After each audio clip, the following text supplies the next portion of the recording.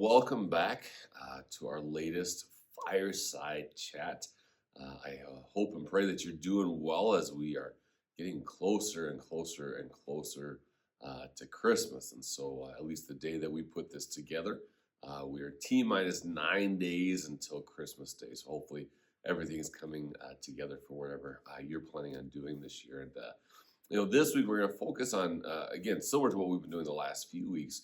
Kind of building off of what we're talking about on Sunday mornings and what we've been doing in this season of Advent at St. John is we're looking at Isaiah 9, verse 6. This great prophecy to us. A child is born to us, a son is given, the government will be on his shoulders, and he will be called Wonderful Counselor, Mighty God, Everlasting Father, Prince of Peace. And looking at those four names of the Messiah, which finds its fulfillment, as we keep talking about, in Jesus Christ. And so that third term, wonderful Father, everlasting Father, eternal Father.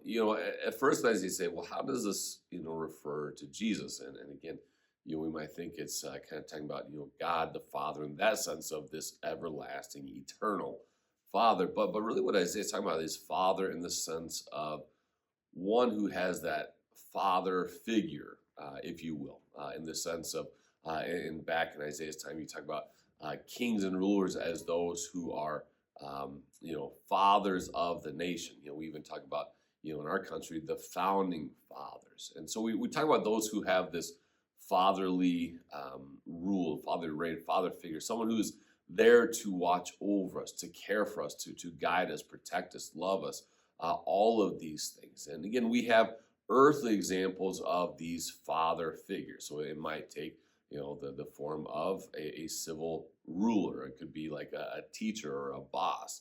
It could be your own, obviously, dad, your father. And so, we look at these father figures in our life and say, well, what are they supposed to be doing?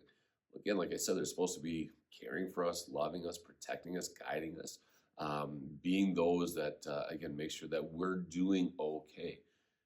And when we talk about the Messiah, we find that this Messiah is all of those things, but he is one who does them perfectly. And not only does he do them perfectly, but he does them eternally. And see, this is a huge thing that I really hope that you take hold of, that you really kind of spend some time meditating on this week, that Jesus as your everlasting Father, that he is your perfect father figure, that he is the one who perfectly, as your Savior, loves you, cares for you, guides you, blesses you. He is the one who is, again, ruling over you, again, not in a way where he is harsh with you, but again, this ruling over you in love and care and service and sacrifice.